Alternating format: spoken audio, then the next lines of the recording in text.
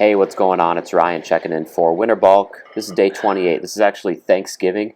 This was a Thanksgiving morning workout. I'll explain a little bit at the end of this video why I do like to train on Thanksgiving. But until then, let's just hang out. Give me maybe like 15 minutes of your time here. We'll go over this workout and we'll just see what happens. I just want to hang out, casually relax together, watch some training. Maybe I can teach you some training tips. Maybe you can teach me something, drop a comment, tell me something that you saw me doing that maybe you think that I can improve on. That'd be great too.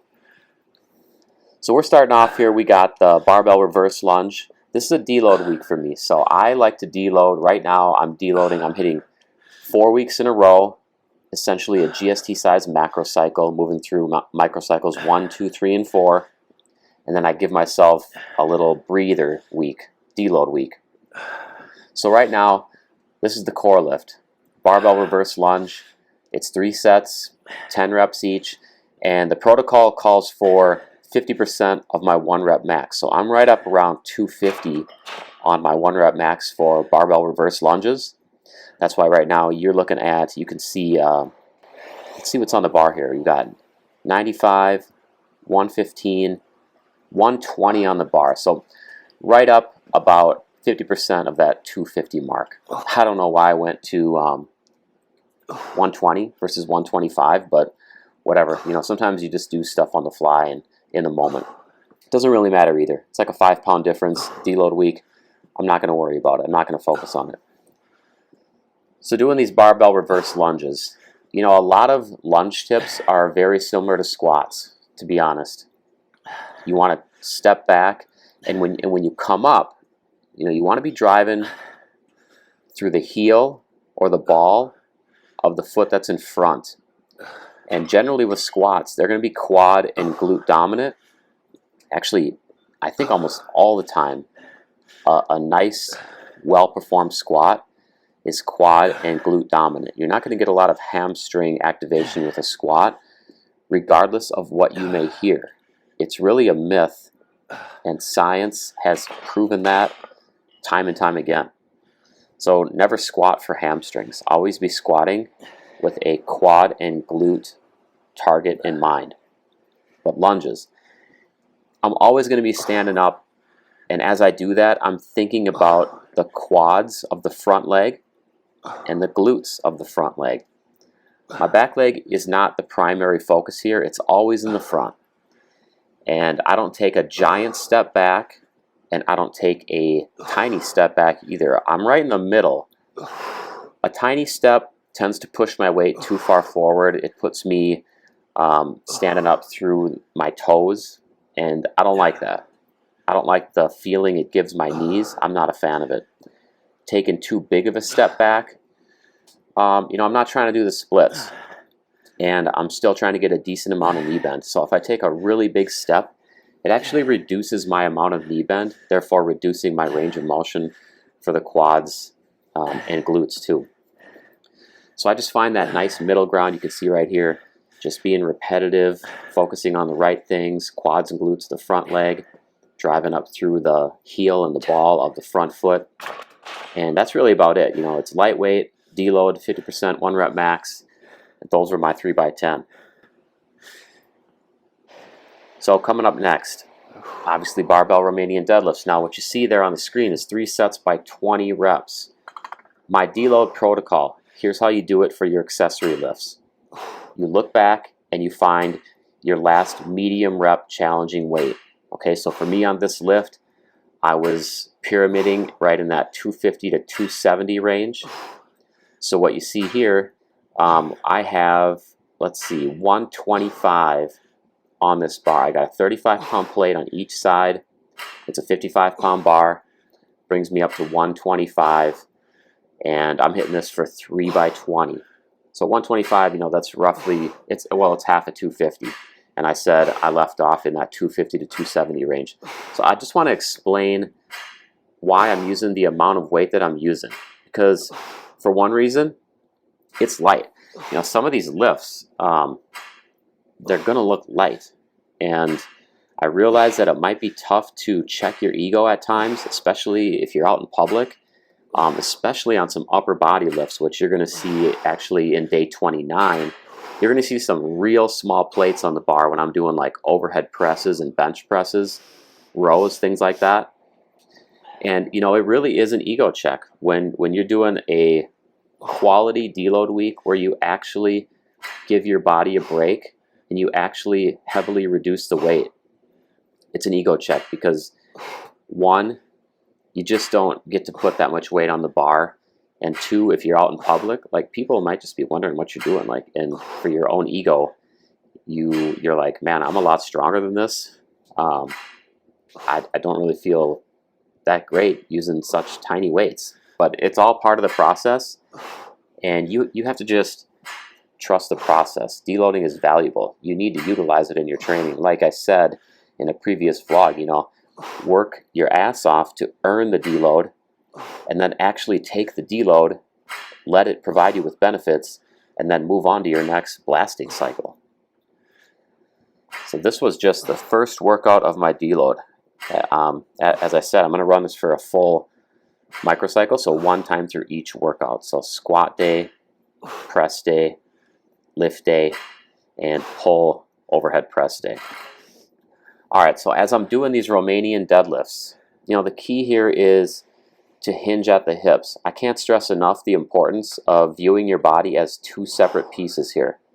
Piece 1 is the upper body, you know, from the waist up. Piece 2 is the lower body, from the waist down. So what you really want to imagine is essentially locking your upper body into the same position, like your spine. That's not going to be moving, it's not going to be flexing, it's not going to be stretching, it's just going to be statically flexed throughout your reps. And all you really do is you push your butt backwards. So you can see, like, my butt is coming back, and as a result, my upper body folds over, my knees bend slightly. Do not lock your knees out during these deadlifts. It's bad for your back. So my knees bend slightly, and then once the weight hits the floor, I drive my butt forward with hamstring contraction and heavy glute contraction. It drives my torso to the upright position. And that's essentially the cycle of a Romanian deadlift rep. Static flexion of the spine, hips go backwards, knees slightly bend. You're still getting some hamstring stretch at the bottom. That's why you're only bending your knees slightly. You can still get stretch out of that. Then the glutes go forward and the body comes up, and that's it. Up next, we're coming up on the Oppen Bar Squat. So I really like the Oppen Bar Squat. Oh, this is a perfect example of an ego checker right here. I mean, okay, so I have 10 pounds on each side of the bar. So I'm just running like 75 pounds here for these squats. It's 20 rep squats. On the Oppen Bar, I've been doing like 160 to 180 for my medium rep. And admittedly, you know, I just took it a little bit light here, because part of me feels like I should factor in my body weight a little bit with squats. I mean, you're lifting quite a bit of your body weight here too. So I just went a little bit below half of my medium rep weight, and that's that 75 pounds. 75 times 2 is 150. Like I said, I was hitting 160 to 180, so I'm just slightly below it. And that's just because I'm factoring in some body weight as well. But I mean, look at that. I'm basically just doing the bar. The plates are tiny on there. It doesn't look strong. It doesn't look big. But I really don't care. It's purposeful. It still feels awesome. And since I'm doing such high rep, you know, 20 rep squats in any weight range, you're going to get some burn in the working muscle groups. So this is quad focused, heavily glute focused as well. And those are the muscle groups that I'm literally feeling as I'm going through these sets. You know, I can remember it. This was like 5 days ago, like I said, on Thanksgiving, but I can remember it. I know how these feel, and they feel great. So I've been doing the Oppen Bar. The Oppen Bar is really comfortable on my upper back. It's comfortable on my low back. And what I like about it is it gives me that front squat effect. It places the weight in a front squat position. And it does that, and I don't have to have the bar across my shoulders, because honestly, like, I do like front squats, but I think we can all agree that having the bar sitting on your shoulders, especially when you're going heavier, it's honestly just like a real pain in the ass, because you end up thinking about trying to keep the bar on your shoulders more than you really should. It takes away from your ability to just focus in on those legs, just focus in on keeping your torso and your core tight. And I don't like that. And ever since I got this bar for deadlifting, I gave it a shot for squats, and I'm a big fan. It's like a mega camber variation. It keeps the weight out front, like a front squat, and it just feels great. It allows a lot of people, especially people with longer femurs like me, it allows us to squat low and really not lean over a ton. As you can see here, I'm really not heavily leaning over, and it's just great. I love this bar. I'm sure a cambered bar would give me a similar feel. Front squats give me a very similar feel, and this is just awesome. So all I was doing here, roughly half of my 10 rep weight, getting big depth, perfect form. It's so many opportunities for me to focus on very nice form. 20 reps per set. I did 3 sets. I recorded 2. Now, I do like to throw in upper back work on my lower body GST days. I've always done this. So I'm either doing a shrug variation or a face pull or a rear fly. I didn't feel like doing face pulls or shrugs today. And deload days are a great time to just kind of mix things up sometimes, do some random stuff. So what I wanted to do here is just show you some band pull-aparts. You know, this is a simple move that you can do for your upper back. Bottom line, if your gym has bands, you can do this. And the key here is just keep your arms pretty straight. You know, you're not going to change the degree of bend at the elbows throughout the set. That's one of the keys. So whatever angle you choose, try to hold that steady, lock it in, and you're trying to keep your hands pretty high too, because I'm trying to get you to dial in the rear delts and some trap here as well. Keeping your hands high, basically keeping your arms like parallel with the floor, the same angle. That's a good thing to think about. And you can see I'm doing my best to do that right here. And honestly, when I'm doing this, I'm not worried, I'm not concerned right now about making these super tough. Deload week, high reps, should be fairly light.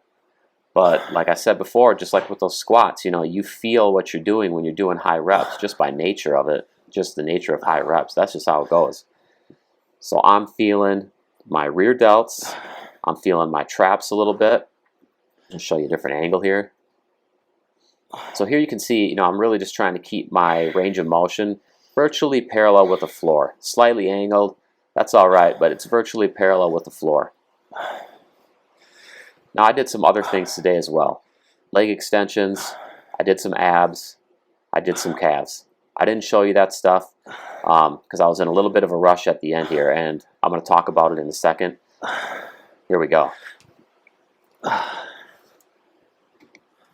Hey, I know this was really short today. I had to get to the point. It's Thanksgiving. You know how it goes. Family times. Got to get places. You got to do things. It's been a busy morning.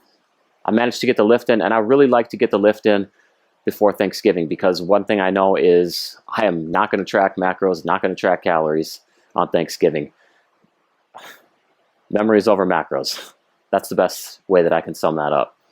So I'm not going to do that. So I like to get nutrient partitioning on my side. I like to take advantage of that. So I do a workout before I go to Thanksgiving, and I'll do the same thing probably tomorrow as well. I got one family side today, the other family side tomorrow. I'm going to make sure to get a training session in both times, because nutrient partitioning is real, it's helpful, and you should understand it. You should use it to your advantage. That's what I'm doing today. So that's it for me. I got to hit the shower. We got to be on the road in about 25 minutes. So yeah, shower, shave up a little bit, and then on the road. Thanks for tuning in. See you later.